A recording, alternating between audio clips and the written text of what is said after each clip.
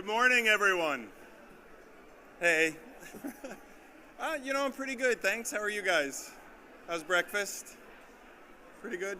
Hey, can I get your attention, please? We're going to get started. We got a couple of folks here with us this morning that are going to come up on stage. We'll get some of their time. They got to keep moving. So I'm going to get us started. I do want to take a few moments to reflect on yesterday and the experience we had. And yet I also feel compelled to start with a note of how interconnected this community feels and felt yesterday, and how many people by name and by our experience together that we are reconnecting with. I recognize that while our communities are spread out around thousands of miles, we are here with a common purpose, and what affects one of us does affect all of us. I read the news along with I'm sure the rest of you last night in Lewiston, Maine, a mass shooting in a rural community. And we have friends here today, friends from Community Concepts from Lewiston, and I know they're grieving. Thanks, Judah. And their loved ones still sheltering in place right now. I don't know, probably appropriate for us to take a moment of silence to recognize the gravity of that situation of people in our community.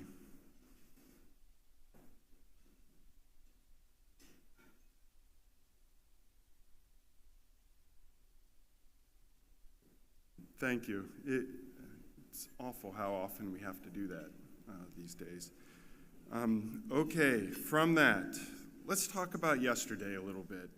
I don't know about you, but I experienced it as a day jam-packed with important, meaningful work, lots of sessions. Sorry about that if we ran you a little hard. Guess what? You got more of it today.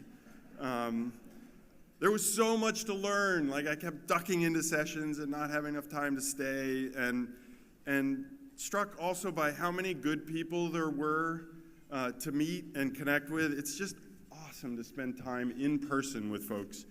Again, it feels so good, and I was hearing again and again how central housing is to our lives, that it predicts our health, our wealth, so much of the outcomes of our well-being.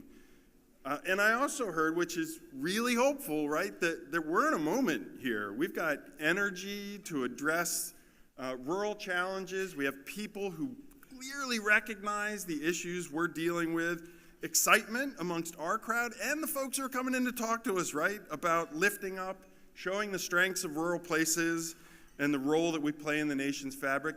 That felt really good. I really enjoyed that. I hope you did as well. And I know actually we started the morning with what I felt like was really kind of a calming conversation.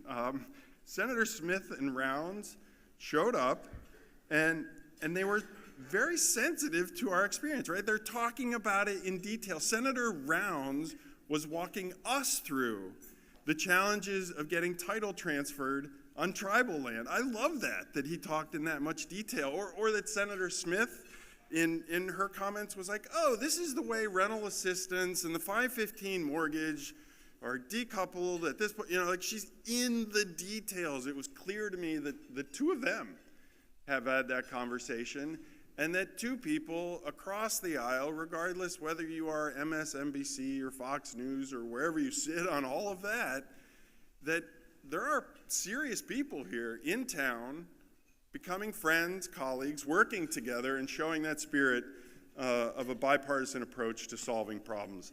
I wrote it down when Senator Smith said, without a safe, affordable place to live, nothing else in your life works. Not your job, your health, your family, or your education. And then I wrote down from Senator Rounds, when he recognized that funding and capacity to local organizations like the ones we're all in, right, is the most challenging part of the process for them when they're looking to support rural places. They get it. I love that, and many of their colleagues do, but the two of them have really risen above So let's breathe in that nice warm air. Go ahead. Feels good. Felt calming. Felt strong to me. And then like the Zotai singers, unscripted, came back up on stage and sang for us an honor song. Like we're the ones who are honored by that. That was, to me, an extraordinary part of yesterday. So then the morning panels where people are flowing out the doors, packed, calm. We may have outgrown this hotel. I'll take note of that. A few of you took note of that yesterday. I appreciate the encouragement. And then we got back in here, we reconvened with the chair of the National Endowment for the Arts, who was in California the day before, called at the last minute and said, I'm going to catch a flight, get back there, because I want to be able to be there in person and meet the folks who are doing this work. An extraordinary effort, and she focused right in how so many of us recognize that arts and community building are so deeply interconnected. For those of us who follow like the tiny minutia of DC, it was newsworthy when she was talking about how she has refocused a federal agency to bring that agency and the artists in which they're connected with to work in community development. I know that might not sound like a big deal, and NEA has always done extraordinary work in supporting the arts and culture in community, but she has taken some of those programs and shifted them. You're going to hear a little bit today from folks who work within the federal system how tough this can be. She has shifted some of those programs to work on the stuff that we care about in that context. That was, to me, awesome. Although then, of course, we were a little busy yesterday.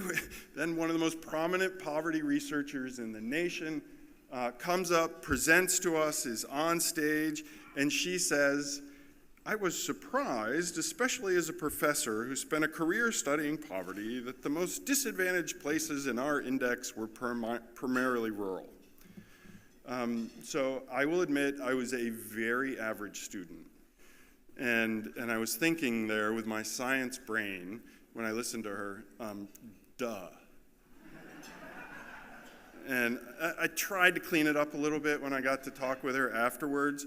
But she was like, rural places face the deepest poverty, David, and these places are mostly black and brown, and this is not an accident. And I was like, duh, and duh.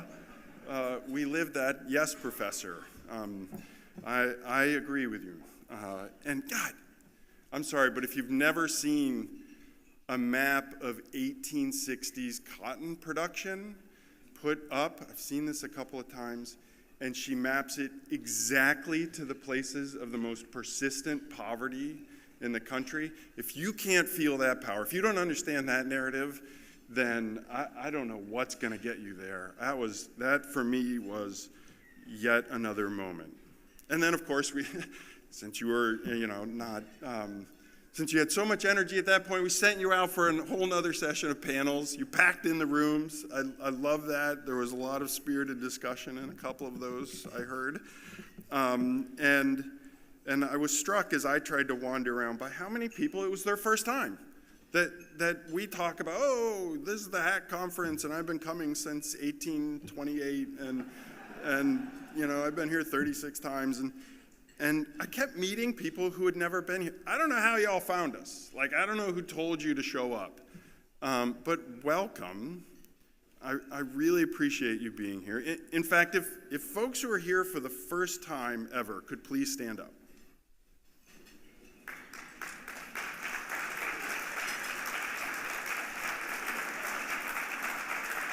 Okay, so, no, please stay standing. Just a moment. Stand. No.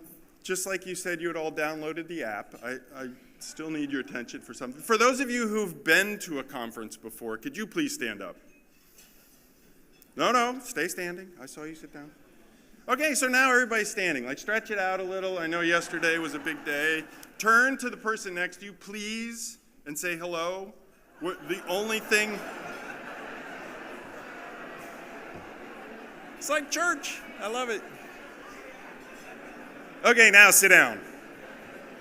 Right? We're a community. This is it.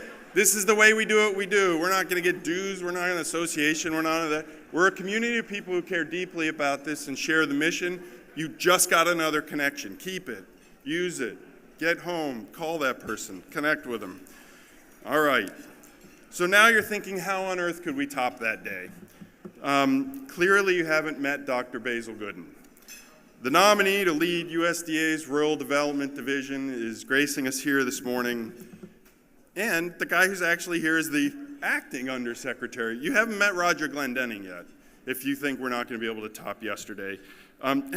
Shontaria gets to come up. I'll try not to steal all her thunder and give you the bios and the unbelievable accomplishments of these two folks. I'll just say this. I spent a couple of years in federal service, and,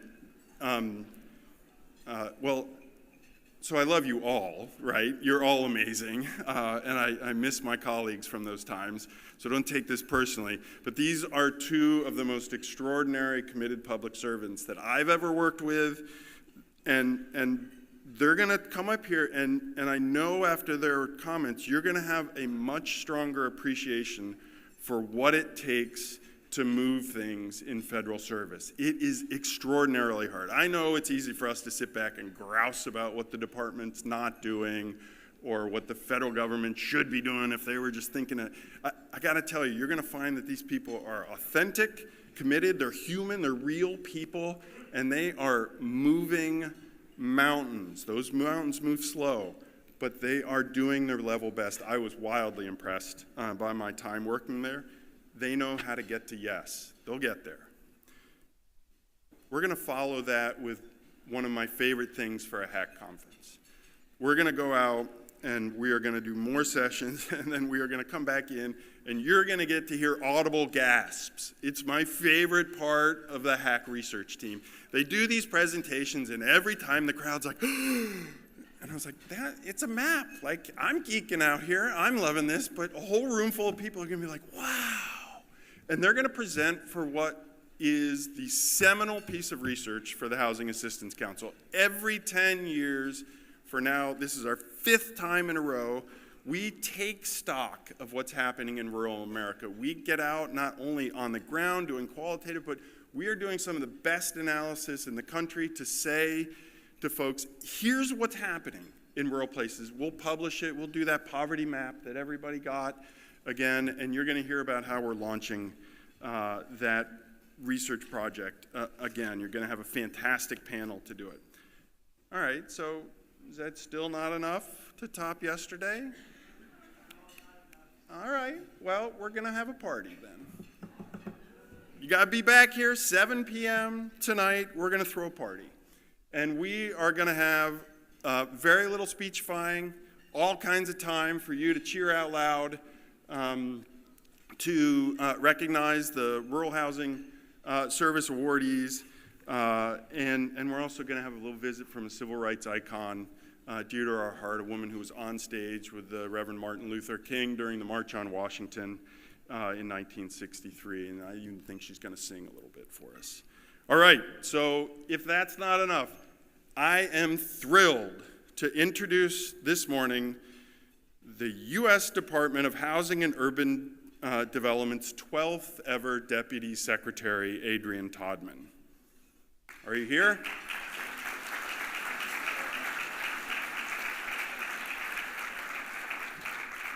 Well, hello, friend. How's it been? I don't remember when we first met. We were both on the Hill. We're still young folk, but it was a minute ago. Of course, Adrian, they reached out, grabbed her, took her to HUD. Within a couple of years, she ends up in the Secretary's office advising Secretary Cuomo. And then, a couple things happen. Oh, look, Adrian's running the entire D.C. Housing Authority and trying to drink the ocean, bringing on more Hope 6 development projects than I think any other housing authority had in active time at that point. Oh, and the nation's largest housing organization, National Association of Housing and Redevelopment Officials, plucks her out, makes her the CEO. Anybody who has met this native of the Virgin Islands knows that she cares deeply. She brings power to her game every day, is, as I was describing others before, a truly authentic and committed person to this work. And we snuck over there at the beginning of the administration. We're like, oh, Adrienne, way to go. We're so happy to see you here. And she's like, look, I have already talked to the secretary, and I'm taking the lead for bringing rural development into the conversation at HUD. I am part of a group of folks that I've already gathered that's interagency, and I'm drawing my peers together so that we can have a conversation. This administration is going to serve rural places like one you haven't seen before. It's like, holy cow, that was fantastic. We walk out of the room all excited, and then she keeps at it. Those weren't empty words. We've now seen some of the results of that. We've seen that interconnectivity. It is extraordinary.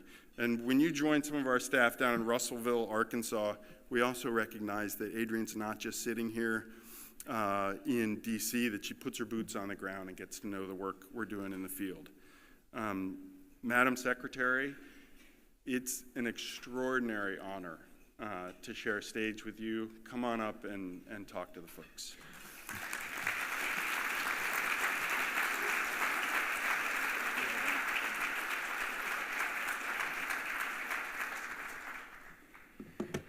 Well, good morning.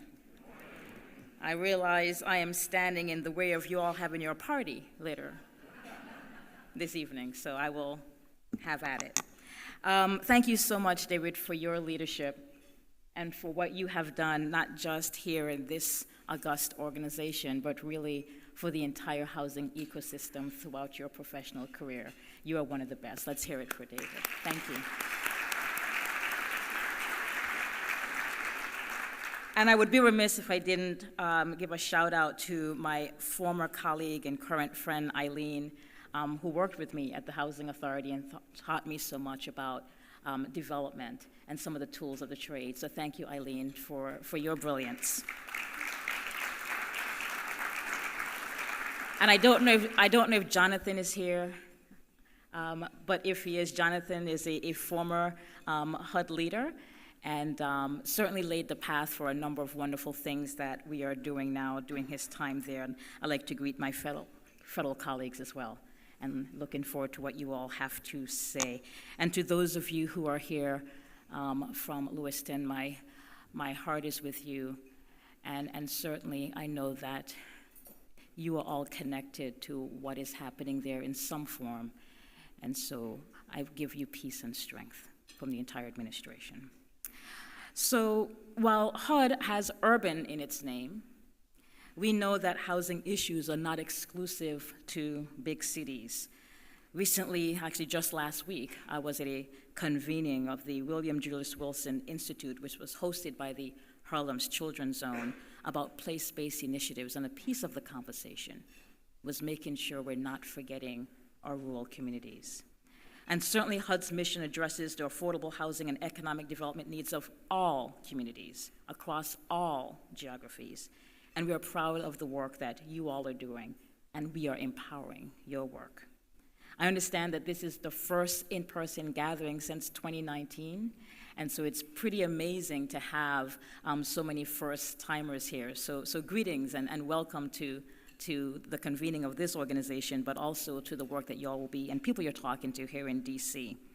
You know, HUD has partnered with agencies across the federal government to help rural communities across America thrive, from either expanding broadband, certainly to improving the access to quality affordable housing, both rental and homeownership, and addressing the homelessness crisis with the urgency that it needs. And we do this because we must. So before I was deputy secretary, I was a little girl living in a town of 30,000 people, where our water source was rainfall that went into cisterns. Any given evening, it was a possibility electricity would go out. So I'm an expert in hand animals. And Christmas shopping was the Montgomery Ward Christmas catalog, which I actually long for these days. It was lots of fun. I would circle lots of things, give it to my mom, and she'd be, no. So I have a deep appreciation, and while where I grew up had beautiful beaches and palm trees and a cool Caribbean breeze, the ethos and the way that we lived certainly resembles the same things across rural countries across this country. So I understand. I understand being someplace that sometimes feels isolated from some of the movers and shakers. And so it is that understanding why, as David mentioned, I wanted to make sure that we left something at HUD, a legacy that would endure by bringing together career staff across the department, working in their silos, whether it's public housing or community development or fair housing, bring them all together to become one rural community inside of the department, pollinating and cross-pollinating the work that they are doing, braiding together how our funds work, understanding how maybe our funds don't work together inside of communities that are not coastal. And it's working. I had a meeting with our Rural Prosperity Council very recently, and it was really exciting to see how excited they were about their work. We are looking at all of the many definitions of rural that exist inside the department. We are trying to make sure that when we are putting together our notice of funding opportunities, that there is a rural lens that we are using. I've heard across the country that is a huge pain point. Not every place is New York, not every place is San Francisco, not every place is Miami. So how do we look at making sure that the work that HUD wants to achieve has a lens that impacts rural America? And that work is evergreen. So to the extent you see us doing stuff, and Dave knows this, please let us know when it seems too geographically specific for making sure all of this country receives the resources it needs. So one of the things that I'm very proud of, being a member of the Biden administration, is that the commitment to this work starts at the top. It was President Biden, it was Secretary Fudge, Secretary Vilsack, and others who determined that we have to make sure all of America, rural America, is included in our work. And I'm really proud of the leadership of USDA in creating the Rural Partners Network. I had a lot of rich conversations with the former Deputy Secretary there about this convening that all the agencies have to do what's happening inside of HUD and making sure that all the federal family, we're doing as much as we can to understand how our programs work together. And at HUD, I don't have to tell this crowd that we work very closely with USDA on our in our housing products. In fact, that is what I went to see when I was in Russellville, Arkansas. It was a beautiful combination of HUD's funds and USDA's funds working together for two absolutely gorgeous homeownership units. And the people who would live there were so proud to be able to call that their home. Look, I know that while the issues are same, the solutions are sometimes different in scale and sometimes in type. But the issues are fundamentally the same. In 2018, most of the nation's high poverty counties were rural communities. In 2019, about 14% of all HUD-assisted households were in rural communities. In HUD's biennial worst case housing needs assessment, it continues to illustrate that about 10% of the nation's renter households with worst case housing needs live outside of major metropolitan areas. And I'm fear that number is increasing. It's a common misconception that homelessness is an exclusively urban problem. In fact, whenever I travel to suburban and rural America, I say to the leader I'm talking to, what does homelessness look like here? Because I don't see it in the street doesn't mean it doesn't persist. In fact, in our PIT count last year, our point-in-time count, where we do our best to put a count on how many of our American family is unhoused, 18% of the 582,000 people that we counted last year is experiencing homelessness in rural communities. And among those who are unsheltered, these are people who are on the streets or abandoned buildings, 20% live in rural communities. So because of that data, HUD took action. And it was just earlier this year, we released a first time ever package of funds to take on homelessness, specifically in rural communities, particularly for unsheltered neighbors.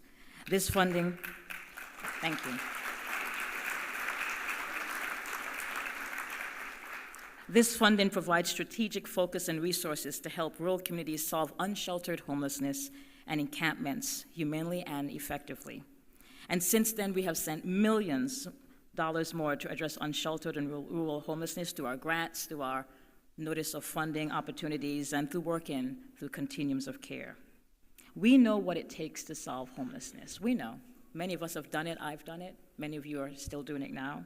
It takes resources, it takes commitment, and it takes political will. And it takes housing and services, especially in rural areas that may face unique affordability challenges. Solving homelessness means recognizing and confronting the injustices that have led people to their tragic circumstances. It's also recognizing that sometimes homeless may be the person you're standing next to in the grocery store, and to have a sense of place to understand that sometimes folks who are working can't afford where they live all across this country, whether you are in New York or in Russellville, Arkansas. And many of the places that the HUD team has gone to make sure that we're helping those who need it the most. One thing that we insist on, though, is asking communities to articulate a comprehensive whole community approach that links homeless outreach with healthcare, treatment, and housing. It asks all of you to build and strengthen healthcare and housing partnerships to leverage every available resource. And it also fits into this administration's overall approach to address homelessness with resolve and with urgency. You know, HUD is not the only game in town. While we, just a couple weeks ago, made available our $13.5 million in SHOP funds, and that due date, again, Dave, is this December 4th.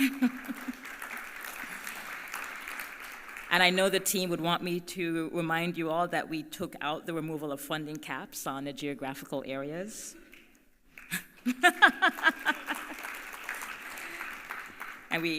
And even though I know that we want it to be higher, we did keep the increase from last year for the per unit cost at $25,000. But we are not the only game in town. In addition to our colleagues here at USDA, there's so much funds inside of our partners at EPA, their greenhouse gas emissions fund, $27 billion that will be available for many different systems, but including housing system. We've worked very closely with the team there to ensure that. So that will be funds to look forward to in the months to come. We have our partners at Department of Energy, who also are placing funds on the street that'll be available to help rehab and to help retrofit homes. So not only are you getting repairs, but you're able to provide an opportunity to reduce utility costs. The Inflation Reduction Act, coupled with the Bipartisan Infrastructure Act, have done powerful, it will impact this country in ways that I think many of us and our generations really won't be able to see. Not because we're all gonna die, but because the long-term impact of these funds will not be felt, I think, for years to come as they get down to communities where each one of you live and units are fixed, utility costs are going down, and people are able to actively see the impact of this wealth.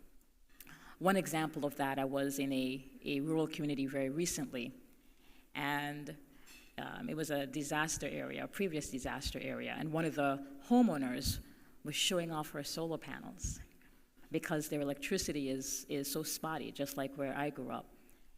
She had an ill daughter. Her daughter had been recently diagnosed with cancer and she needed special treatments. And this mom was so pleased and thrilled that not only did she have a home that was stable and she could come back to, but it was reliable in terms of an energy source, and she could take care of her 15-year-old baby. That's why we do this work. We do this work because we must. One of the things that I've learned, whether I've been in eastern Kentucky and western Kentucky, with the tornadoes there, whether it's Puerto Rico or trips to Georgia. One thing I've learned is that out of necessity comes brilliance. Out of scarcity comes the will to figure out how to get things done. And some of the most innovative work I've seen in terms of making sure the housing supply is built and preserved are where you all work. Because out of necessity, you have to figure out how to braid our monies. You might not have big nonprofits sitting around to throwing a lot of capital gap financing. You might not have large employers who are willing to fill the gap because they want to make sure some of their employees are able to be housed. You may not have that. You might just have land. You might just have a couple homes that are falling apart, and you have to figure out how do I get this done.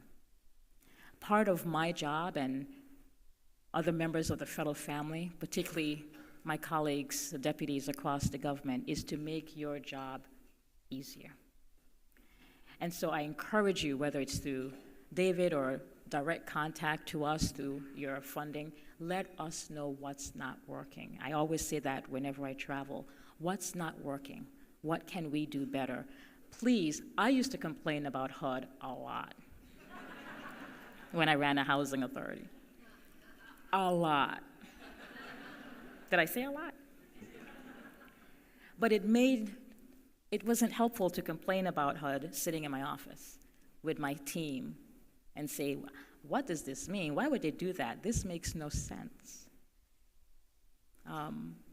Articulate that. Let us know what will work. Be part of this solution making, which is why these gatherings even occur, is the opportunity to put on the table, here's what we need to do better. In addition to more resources, which is what I know we all need, how do we make what we have work better? Which is why gatherings like this are always interesting to me, because I find that they are some of the greatest producers of solution making. Whether you're sitting at a bar talking about what needs to work, or you're sitting in your sessions talking about how it can work better. So I encourage you over this day. Is this the last day, or is there one more day? Last day? One more day? So I encourage you over the next couple days to challenge me. I would say challenge my colleagues, but they might want to be called challenged. So just challenge me, they speak for themselves, on what we can do better. That is why we are here. That is what public service is about. It's to help the people, but I know to get to them, we need to empower you. Enjoy your next several years, next couple of days, and your next several years of doing this great work, and thank you for your service. Take care.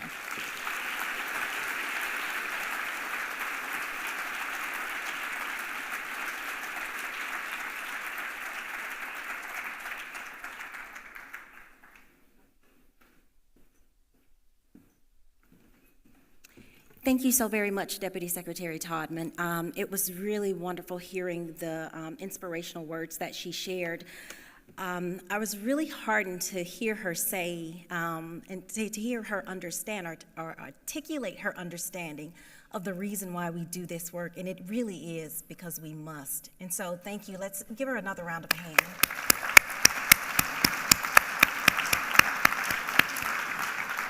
Before we move off into the next segment of our morning plenary, I'd like to welcome a representative from one of our partners and really good sponsors, Jatoya Hewitt. She's the Vice President of Business Development, Diverse Segments from Wells Fargo Housing Foundation. They've been a committed partner to work with. I'd like to welcome her up to the stage this morning just to provide a few remarks.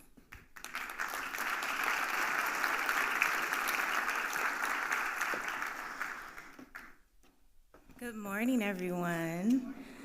I just wanted to say to Dave, to all of the Housing Assistance Council staff, especially Jennifer and Shantaria, thank you so much for the opportunity to speak to everyone who's here today. I'm really invested in Build Rural personally. I just had a recent move from Minneapolis to rural Georgia, so it's something that's personal and very near and dear to my heart at this moment. But hasn't this conference just been absolutely invigorating, exciting, connecting? From hearing about, community development to the importance of art spaces, something that's kind of unique in a housing industry conference, also to listening to our government representation and hearing about a lot of the challenges that we're facing on tribal lands. I happen to be the head of home lending for the Native American segment, which is a new role within our home lending team at Wells Fargo. So we're doing some very exciting work, especially in the rural space, to identify ways that we can partner with CDFIs and other opportunities within Wells Fargo, from small business to commercial banking and our philanthropy team through the Wells Fargo Foundation. So thank you so much for having us as a sponsor. We're very privileged to be in great company with the other sponsors who are within the conference. Please take a moment to take a look at all of our sponsor, in the sponsor app, the section in the sponsor app that talks a lot about what all of the different sponsors offer. Definitely at Wells Fargo, we're committed to building an inclusive, sustainable future for all of us who really want to focus on opening pathways to economic development within rural communities. We are working very hard to align our strategic initiatives across business lines, like I mentioned, small business, commercial, home lending. Think of us as a holistic organization that you can come to and find different opportunities to help to sustain our communities. I truly hope that as a result of all of the hard work by the Housing Assistance Council, that we can really bring our brilliant minds together to lead to a more sustainable and equitable future for our rural communities nationwide. Enjoy the remainder of the conference, and thank you so much.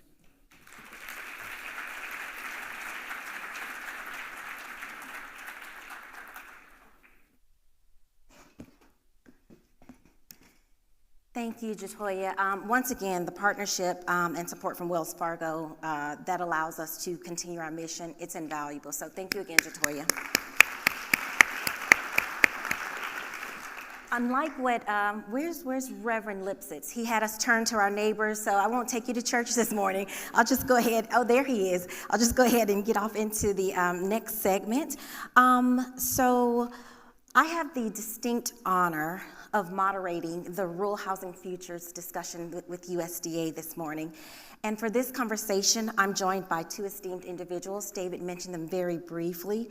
Roger Glendenning, Acting Undersecretary, and Dr. Basil Gooden, the Director of State Operations for Rural Development. I won't read Roger's full bio. Many of you know him in this room know him, but Roger's currently serving as the acting undersecretary. Prior to this role, he served as Chief Operations Officer for Rural Development with the responsibility for over 500 offices across the country. That's a lot of offices with more than 4,650 employees. Roger has really just had an extensive background there at the agency, and we're just pleased to have him with us this morning. We're also joined by Dr. Basil Gooden, the Director of State Operations for Rural Development. He recently served as a visiting scholar in the Sustainable Food Access Core of the Institute of Inclusion, Inquiry, and Innovation at Virginia Commonwealth University. From 2016 to 2018, he served as the third Secretary of Agriculture and Forestry for the Commonwealth of Virginia.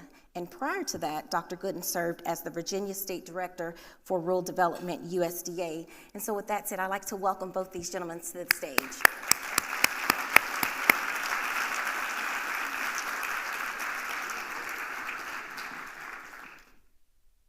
Thank you.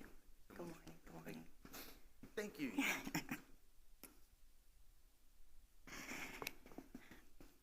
All right, so before we get started, we will have an opportunity for a Q&A at the end, but we're going to use, where's Jonathan's rules of engagements for Q&A at the conference. One question per individual, and just to allow as many people as we can to ask questions before they have to depart. So I'll go ahead and get started. Thank you both again for being with us today. There's so much work underway at the agency that we could touch on, from rural housing services programs that are currently adopting to address disaster response in Eastern Kentucky.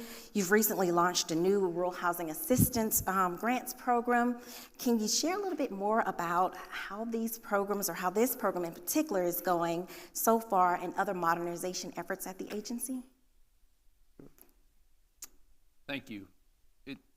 It's so good to be here today. It feels really good for me to be as part of this conference, this HAC conference. I grew up, it's really touching and a privilege for me to be here with you today. I grew up around the housing programs at USDA, spent most of my career working in those programs, and it's really where I feel most at home. And so I'm really happy to have a chance to spend some time here today. Been a good part of my career in Delaware and Maryland, working for the agency. And as I flash back over my career, the things that come back to me are the people that we were able to help there in rural America, and in some of those situations and people, and it just means so much to me to have a chance to be here. So thanks for that. I wanted to start with that. Thank you, David. Thanks to Shantara for Housing Assistance Council for having us. Dave and I go back a ways, work really closely together in the Obama administration when David was an appointee there at USDA. So he and I could pick up the phone and talk and kick things around, and we're just a phone call away from each other. That's really special to me too, as well, David. So thanks so much. And Dr. Gooden, Basil Gooden, friend of mine too, from back in the day in the Obama administration, and he and I work really closely together. And I know he's so passionate about making sure our programs actually touch the people in rural America and make a difference in rural America, and we get out there in our presence and are effective in rural America. So, Dr. Gooden, an honor to be here with you as well today. So, some examples about that and what some of the things that we've been able to bring to bear that I hope are making a difference with rural housing. Shantara mentioned the Rural Housing Assistance Grant Program and some changes we've made there at USDA. Change, David mentioned this, change doesn't come really fast in the federal bureaucracy. It's pretty slow, pretty darn slow, and it happens incrementally, fits in spurts. But I've seen some things happen really, really quickly here recently. And I think a lot of it's due to your advocacy, your ideas, your push, your drive, your calls. And was talking to some people in the office yesterday. We meet quite a few people and have meetings with people that are interested in our programs, town mayors, nonprofits. And Basil and I were talking, and we were saying, really, this is some of the most important work we can do, is spend the time, take the time, be accessible to people to come into our office and meet with us and sit down with us and tell us what's going on, tell us where they need some help. So some things that have come out of that advocacy, we did make some changes to our Rural Housing Assistance Grant Program. That's 504 program in disaster areas. Some pretty radical changes for us occurred. Kathy Glover's here. She's the program, a single-family housing program director that was behind a lot of this. But we increased the grant limit for disaster areas to $40,675. It had been stuck at $10,000 for quite a while, and so we've had that big dramatic change. That really makes it. That's a difference maker. That's a big difference maker. Thanks for your support and advocacy on that. As part of a pilot program, we've actually eliminated the age requirement for 504 grant assistance. So that too is a major change for us at USDA that, we'll see where that goes and how we might be able to grow that aspect and make the best use of our resources and serve the people in ways they need to be served, particularly in those disaster situations. We've made some strides in our 502 and 504 loan origination process. Antiquated, old, paper-driven, cumbersome, bifurcated. Well, Kathy Glover's led an effort to get that process modernized, so We are in the throes of IT development for a loan origination system for our 502, 504 programs that's really going to streamline and modernize that process, work well for packagers that are using the systems compared to what we have available now.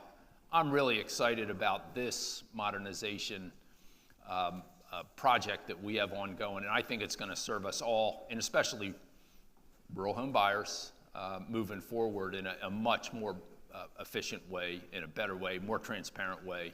I'm excited about that project, and it's real, it's happening, it's funded, so we're doing it. So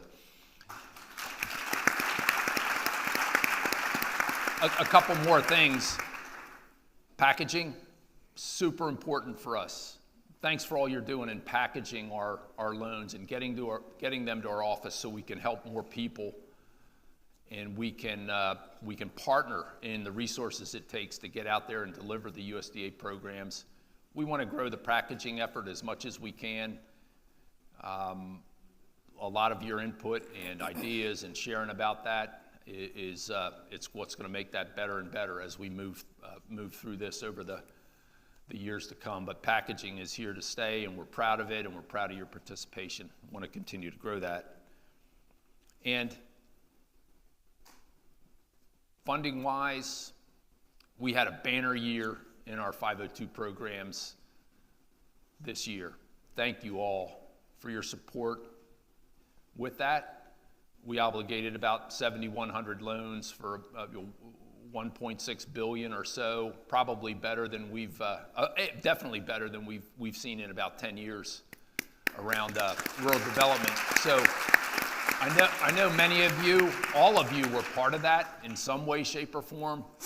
We appreciate it, we're proud of it, but it took the team here, all of you, to make that happen, and thanks so much for that. So I'll pass it back, Shantira. Thank you so much. All right, thank you. We're really delighted to hear you talk about modernization there at the agency of the systems, and so a little bit more about that later. Want to really come to you really quick, Dr. Gooden. So you're currently the Director of State Operations. I am. You're nominated for the position of Undersecretary. I am. So congratulations Thank on you. that. Thank you. So thinking about your transition from the roles that you've had, your current position and your nomination, tell us a little bit more of your journey at USDA. What does that look like? Oh, well, thank you. Thank you, Terry. I really appreciate the question. And, that's an easy question. I thought there was going to be some challenge. I'm saving the last. Saving them. Okay, great. Well, thank you so much. And certainly, before I start, I do want to recognize the gentleman to my left, Roger Glendenning. This gentleman, he's humble in his responses, but Roger Glendenning is an institution at rural development at USDA. He's a legend, actually. He, 42 years.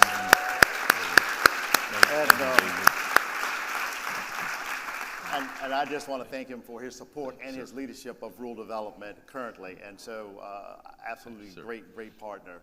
A little bit about me, and thank you so much for that. I am honored and I'm humbled to have been nominated to serve as the Undersecretary, excuse me.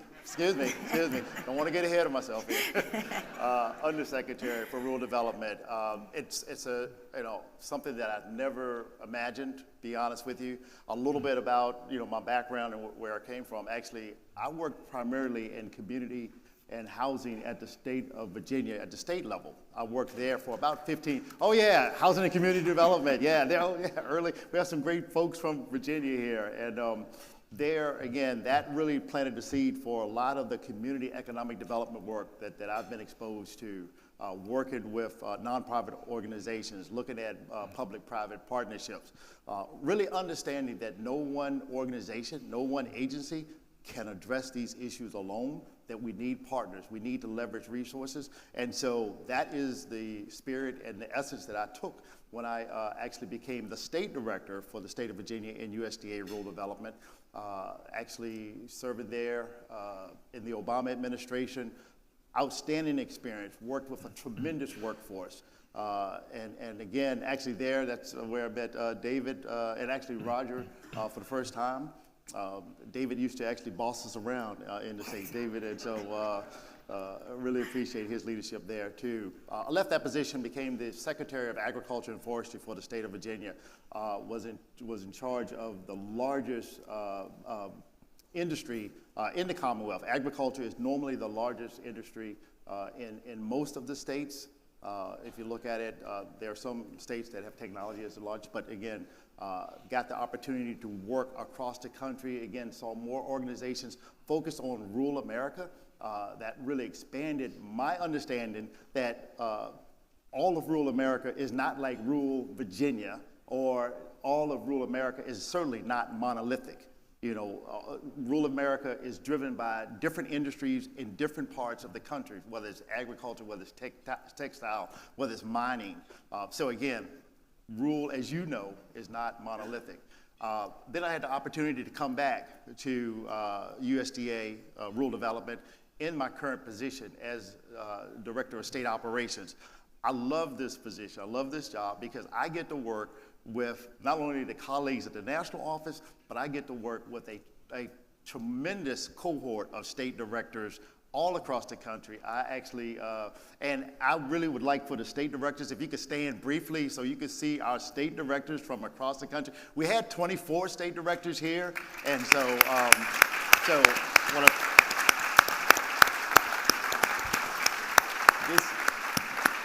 of all the work, and I'll close on this and I'll turn it back, but of all the work that I've done at Rural Development, USDA Rural Development, my proudest work is actually helping to assemble this cohort of diverse, highly qualified, highly committed state directors. I am so proud of the work that these individuals do, because here's the thing, and we had a tremendous, not only looking at high quality individuals, but the diversity that we have within our cohort. We got nearly 26% of our cohort are individuals of color. We got 67, almost 70% are women. And I think it's vitally important that we put women and people of color in leadership roles, not only at USDA, but across the government and across organizations that serve people. So again, I'm so proud of the work that they do. That's where the work gets done. And so that's a little bit about me. I'm just honored to have been nominated for this undersecretary position, and I look forward to continue to work with you all if I am so honored to be confirmed in this position. So again, thank you for this opportunity for being here, and look forward to having this discussion. Thank you for the segue, talking about the state directors, and so that turns me to another question. Talk a little bit about the challenges that the agency is facing from a workforce or staffing perspective. So you've been very successful in being able to gather a diverse group of state directors, but in terms of the general workforce or the staffing perspective, how are you addressing those challenges? Bachi, you want to go first? I'll offer these comments. Appreciate the question. Definitely an observation we think about a lot day in and day out at USDA Rural Development is our picture centered around staffing. We support about 500 field offices across the country. We feel that's where our strength is. Boots on the ground, public-facing staff in rural America to get the job done and get these programs out the door and have as much impact as we possibly can. We certainly submit budget requests each year through the President's budget process that request levels of staffing that we feel are adequate to do that, maximize our effectiveness in doing that. Not just for rural housing programs, but all our credit and grant programs that we offer at USDA Rural Development. The appropriations process usually results in less than we had hoped for or less than we had requested. Certainly was the case in fiscal year 2023, last fiscal year, and we'll see what 2024 holds for us in terms of overall appropriation level, but it may be a tough year that way. We have to adapt and do the best we can with the resources we have to get staff in the right places to the levels we can afford to do it. Most of our administrative appropriation does go towards staffing, somewhere around 75% or so. So we're employing as many staff as we can afford to do with the appropriations we received. I do think, as one of the former speakers just mentioned, hey, some of these challenges gives us a chance to adapt and thrive and come up with innovative ideas on how we can continue to be effective. And that's the way I'm looking at some of these challenges around staffing, is what adaptations can we make as an organization with our partners through ideas you might present or things that bubble up internally to make this the best possible situation we can, and perhaps find some ways to do things a little more efficiently. The new system I mentioned for origination for 502 and 504, I think, is certainly going to help us with this, although it's probably about a year away to actually being deployed. So that's one thing. And it's a big challenge, staffing, but we did have a banner year. We did have a banner year in our obligations for the 502 and 504 programs, and we're proud of that. It took a lot of hard work and determination from all of us to make that happen, but we still made it happen despite some of these staffing challenges. And I just have to say,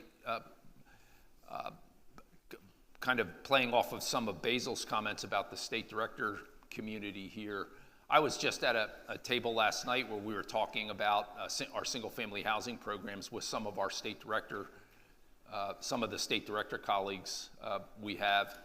And man, they had some great ideas about ways that they're right now implementing process improvements in their states to make things more efficient and deal with their staffing issues in innovative ways. I know Armando Valdez, Jill Floyd, Colorado and Arkansas state directors talked a lot last night about some process improvements they had to make sure that applications were flowing effectively and efficiently through their own process, and that staff were fully utilized and things weren't getting bottlenecked along the way. So things are happening. We're evolving and finding ways to get better with the staff we have. And I do want to offer this as a closing point. When staffing resources are available and we determine that we can deploy them, our focus is that they're deployed in field offices. That's our emphasis right now, as opposed to national office orgs, administrative parts of RD, national office organizations. Our focus with our resource constraints is field office operations and deploying as much staff as we can afford to the state directors and state offices. And I appreciate that. And Roger, and again, just want to reiterate that point that we recognize, and I think a benefit of the leadership that Roger and I bring to the organization now, that we actually came from the field, and we understand that that's where the heavy lifting actually occurs in rural development. And so we're working, and any staffing, we're looking to shore up, build up, and provide support for our field offices, because that's where you all tend to interact with USDA rural development, is at the field level. And we understand that this is really what we try to do, is to push down actually innovation. We try to actually provide creativity and decision-making to the lowest level of operation in our organization, and that is in the state offices. So we're trying to, again, provide not only the staffing there, but also the resources. And so, we're having conversation because of the staffing levels. We're looking at the state organizations, how states are structured currently. Is there a better way that we can actually interact with our nonprofit partners or our friends that we can actually leverage and deliver our program? So again, we're looking at everything.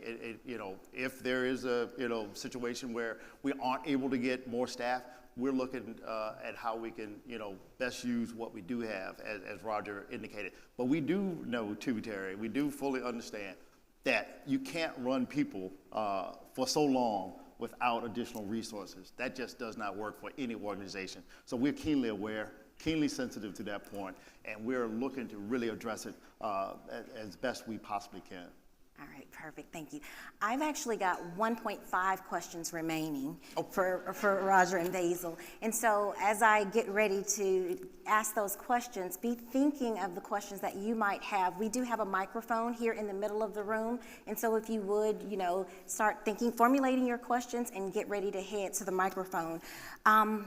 I want to follow up on one of the points that you made. You talked about updating technology to improve internal operations, and then also increasing innovation and looking at reaching the lowest level. And so as I think about what the landscape of rural America looks like, one word pops into my head, and that's broadband and end user. Has the agency thought about or given any consideration around mobile app interactions with the different programs or systems? That's a great question. Actually, I was on a panel yesterday at the Treasury Department, and the panel actually discussed access to capital in rural America. And on this panel, we had CEOs of some of our largest financial institutions in the country. We had many CEOs of CDFIs. And really, the conversation revolved around how can we provide more mobile financial services to the individuals in rural areas. As you know, a lot of the larger banking industries they're leaving a lot of the rural areas. There's no physical presence in a lot of the rural areas. There was a statistic thrown out yesterday that in some of the tribal communities, the nearest banking institution is about 27 to 40 miles away from an individual. I mean, that's tough to actually accumulate wealth, deposit money, and things of that nature. So again, really talking about the unbanked, I really think it's incumbent upon governmental organizations to look at every avenue, look at technology, to look at ways. I mean, is there a way that we can even put our applications to our programs on a phone? I mean, again, a lot of people, access to internet, again, is I tell you, I was in North Carolina. Actually, I was with State Director Reginald Spate. We were at a Rural Partners Network, federal convening of federal partners. And individual at that meeting, this was back in September of this year, and an individual in that meeting indicated that she had some issues with her internet. And this was on a Monday, and the service provider, the internet service provider on Sunday said, hey, you don't have internet, but you'll get it back in about a week. It's going to be a week. You don't have any internet, but you'll get it back in about a week. Now, how many people in an urban or metropolitan area would be satisfied with a response that you're going to get your internet service back in a week? But that's what, individuals, when we talk about broadband or internet service in some of these rural areas, that's what they have to tolerate. That's unacceptable in my opinion, and I'm sure Roger's opinion. And so we need to really look at how we can better provide not only internet service, but financial services. Here's the thing, what we do in rural development is all about rural livability. It really is about how we can make rural America just as full of opportunities as any other place in the country. So metropolitan rural areas.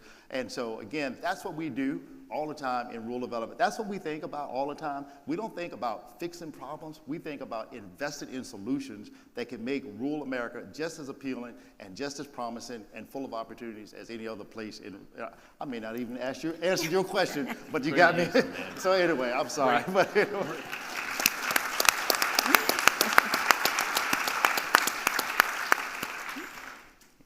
Roger, did you want to say anything on that? I can't say anything on Can't top of follow that. Great that. answer, Basil. I agree completely. Love the passion about that, and behind it 100%. So thanks for those remarks. Thanks. Terrific. I've been given a time indication, so I'm going to ask this last question, and then start making your way to the microphones, please. How can stakeholders continue to work with rural development to expand the impact of rural housing services? Certainly. So I think first and foremost, I mean, the cadre of folks that we have on the ground out in rural America, our state directors, please get to know the state directors that are here today. Again, they're here for a reason, because we're partnering with HAC. We're partnering with HAHI. We're partnering with so many organizations, as Roger indicated, the packaging. I mean, but again, no one organization can do it alone. So the more that we can connect with the state directors or the people in our state offices, we have some tremendous people, great wealth of knowledge, and they're here to serve. They're committed to the mission of rural development. And so get to know the people in our offices. Just call up or just drive to a local office, or, again, we're here to serve. So that's, I guess, the critical component of actually improving our delivery of services, partnering with us, and telling us also too some things that may be beneficial, things that you're not getting that you'd like to see us do, because we have a tremendous, again, we have outstanding people, and I can't say enough about Kathy Glover and her work in housing and that whole team. So please connect with us. That's the only way that we can serve rural America better. I'll just build on what Basil remarked on a little bit. Just second his endorsement of the state director resource. Our state directors there's 47 of them. A few of them cover more than one state. There's also one in Puerto Rico, and they are there to be available to advocate for rural America and our rural development's programs, and they're just an excellent, passionate resource to utilize and connect with and get to know and partner with as you go forward. So please, get to know, introduce yourself to the folks that are here. There may be someone from your own home state here, a state director, but nevertheless, they're a great resource, and I think a great opportunity to use them to advocate. Secondly,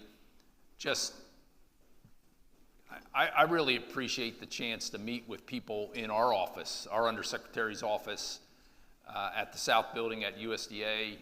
We make time for people that would like to come see us, have ideas, want to discuss problems, or even opportunities, ways to access some of our programs and things. So we welcome that as well, and I think it's the best time we spend as public servants to be able to sit with people that are interested in what we do and help us learn. So I want to offer that as well as a way to grow together in the rural housing services and our USDA programs there. All right, so we are going to shift to questions. As you approach the mic, give us your name and where you're from. Yes, my name is Mark Zook. I'm from the Washington State, Greater Seattle area with Home Direction. We're 502 direct loan packagers. We don't just work in Washington State, we're actually fully remote, so we work all over the country. I'm going to share a little bit of context, a comment, and a question. I'll try to be as quick as I can. A little bit of context, I bought my home with the 502 direct loan, changed my life.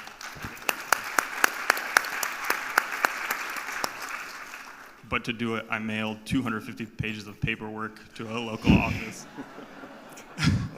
And I realized very little people are going to do this.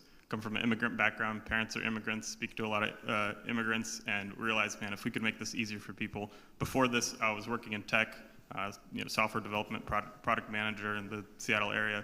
I'm like, man, this is so ripe for innovation. So we've created like a digital 410-4 on our end, so people are able to start applications right away.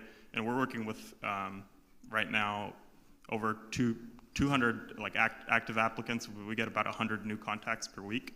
And that's the context. The question is in relation to staffing, because as I speak to a new state director once a week, I realize in one state it's going to take 9 months, and in another state it's going to take 3 days. And I ask why, but I kind of get an idea why. But what I've seen as a solution that works is when we would get surge teams towards the end of the year, and maybe some of the packagers can attest to this and say, yes, this is true.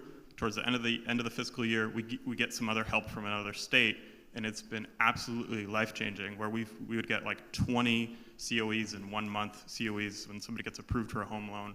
And I'm like, why can't this be a long-term thing where we could share the staffing or resources all across the country? So that is my question. And also, thank you guys for pushing this forward. What we're talking about, I'm very excited about the future of 502 and rural housing. Thank you. Thank you so much, and congratulations again on your 502 Direct. I mean, that's tremendous. But no, you raise a tremendous point. Our application process should be far easier. And what we are attempting to do is look at what models work across the states, because you're absolutely right.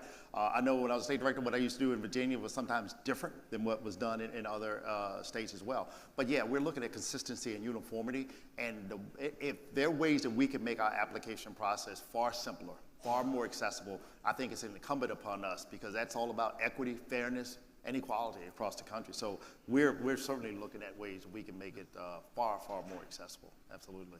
So no, I appreciate the question. Thank you.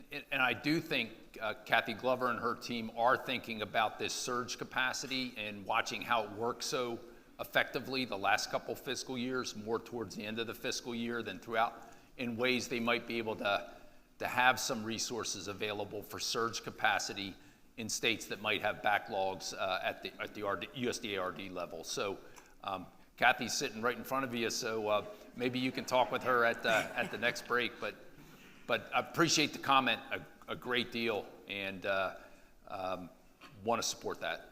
Thank you. Would be happy to build the app for you guys. No. There you go. There you go. Hello, my name is Sandy Daters. I'm with the Amberall River Basin Agency, or IRBA, and we serve southeastern Illinois, very, very rural areas. And so one of my questions he already addressed already, I guess, but I was wanting to address the servicing center. We also do the Home Assistance Fund through the state of Illinois. And so just trying to get documents for that program through the servicing center, or to our clients, perhaps they want to be able to pay, they only receive their funds on a direct card from Social Security, so they have to call in and make a payment because they don't have a checking account, so, and I've experienced the same thing. We call up the service center and they said, all lines are busy, so you're on hold for a while, and then they click. They just hang up on you. There's no way to leave a number, there's no way to, and so I had a gentleman that was getting behind on his monthly payments because he could not get a hold of the service center. So, in building that platform, is there going to be, like an app or something where clients can go online and make a payment, online? And so, if you could address that. And kudos to all these, I've met these women right here in some of the sessions. They're doing amazing work. I've learned so much this week. We are a community action agency, so I'm promoting it across the country, but if we don't get more help in the field office or in the service center for USDA, it doesn't help to have more packagers if the packages aren't going through, so. Yep. I'll do a quick response on that. I appreciate your comments. We have a staff leadership from our servicing center here, sitting at this table right here. Now, no. I do another piece of technology that's a priority for us, and I think is going to help with a lot of the call wait times, documentation needs, things like that, is a customer portal for borrowers, established borrowers, so that they can access their accounts, determine when their last payment was applied, what was applied to principal, what was applied to interest, taxes, and insurance, get documents, get loan statements, things like that. We're well behind the times, probably a couple decades behind the times on loan servicing in this regard, but I can say this administration has really pushed us to drive to try to get that customer portal established in a way to alleviate some of the things you just talked about. So I really appreciate you bringing that thought to our attention. Thank you. Thank you so much. We are, really quick question, Basil and Roger, will you stay a few moments to address the questions that we're not going to be able to answer here on stage? We are at time this morning because we do have our sessions that are starting up here in the next 5 minutes, and we want to give you all an opportunity to get into those sessions. Don't want to miss a moment of that learning. But I do want to also, we have another special message that we have that has been sent for us. And so do we have that message? We can do I'm it. Sherrod Brown. It's an honor to represent Ohio in the U.S. Senate. Thank you to David Lipsitz, a native Ohioan, for the invitation to join you today.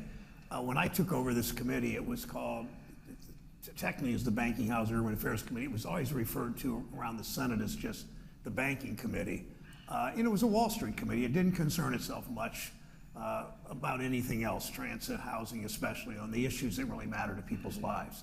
So things change. We did this intense focus, and we'll continue to, on housing, because it determines so much about our lives, how long it takes to get to work, whether we have easy access to a bank or to fresh food, whether we worry about our kids getting sick from lead paint or mold. For far too many people, whether you're a renter or a first-time home buyer, safe, affordable housing and the opportunities it provides is just too hard to find. It's happening everywhere, but rural communities face unique challenges. You're among those that struggle the most to access credit for housing and community economic development. And it only gets harder when banks close down branches and banks abandon communities. When a rural community loses the only branch in their town, where are they supposed to turn? It's why I press banking regulators to issue a strong CRA rule so that families and small businesses in rural communities can buy that first home, can grow that business, can build economic opportunity to which pretty much all Americans aspire. To do that, we have to invest in maintaining and building housing, because we know that businesses hoping to expand or locate in rural communities need somewhere for their workers to live. And our committee will work to advance the Rural Housing Service Reform Act, the bipartisan legislation from two members of our committee who are outstanding senators, one Democrat, Tina Smith from Minnesota, one Republican from the neighboring state, Mike Rounds from South Dakota, to preserve and grow the supply of affordable housing in rural communities. Keep calling on me, keep talking to my office to support you so that all families in Ohio, all families across the country have access to the opportunity that safe, affordable housing provides. Thank you so much.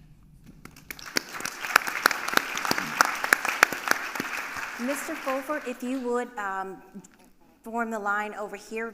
Basil and Roger are going to stay for a few moments. I wanted to ask the audience if you would join me in thanking both Dr. Basil Gooden and Roger Glendening this morning for joining us.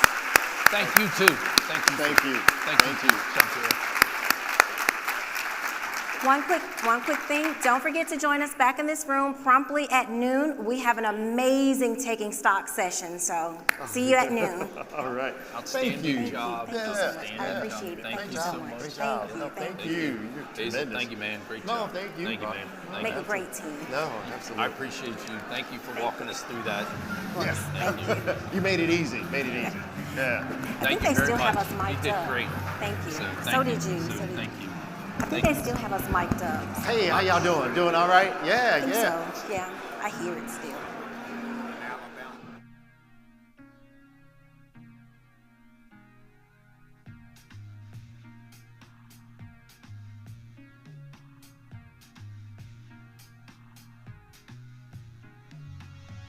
Met you